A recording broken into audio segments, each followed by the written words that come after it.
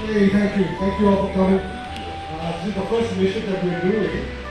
What we try to do is try to get society. Celebrity chef Alpana have been for many years, and we finally have her and this beautiful location given to us by Ocean Society because we need spaces in Dhaka very much so to bring everyone together to talk about these subjects, to introduce ideas. So thank you so much.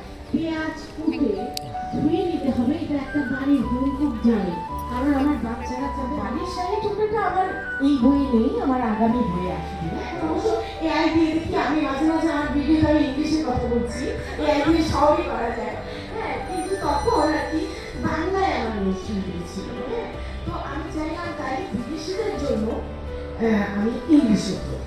হ্যাঁ, আমার নতুন বই পুরান বই সব recipe আছে, আপনারা 550-এর উপরে ইউটিউবে Alpana's cooking. It won the Warmon World Cookbook Award for 2018. বাংলাদেশে শিখিয়েছিল নাম লিপিও প্রয়াত ও ক্যান্সারে মারা গেছে, ওর থেকে শিখেছিলাম।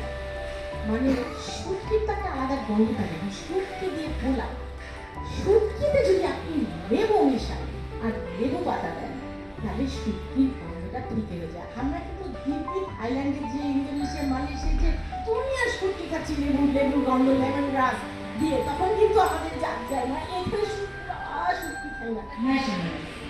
রান্না যদি পরিমাপে দিয়ে দিই এবং মানে তাহলে সবার জন্য বুঝতে সুবিধা হয়ে যায় এবং একইভাবে ফর্মুলার মতো রান্না করতে হবে। আমি ঢাকাইয়া মানুষ, you cook Iranian rice with kebabs, you go for basmati rice, চিনি গুঁড়া দিয়ে ভালো লাগবে না, ওটা বাসমতিই লাগবে। কিন্তু কাচ্চি বিরিয়ানি, মোরগ পোলাও, সাদা পোলাও, জিন্দাবাদ চিনি গুঁড়া।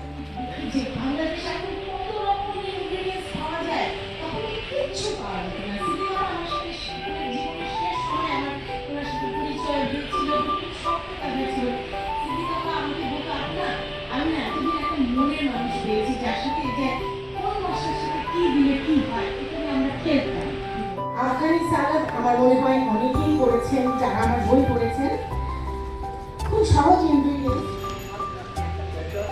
চিনি, লেবুর রস, সর্ষের তেল আর চিলি সস।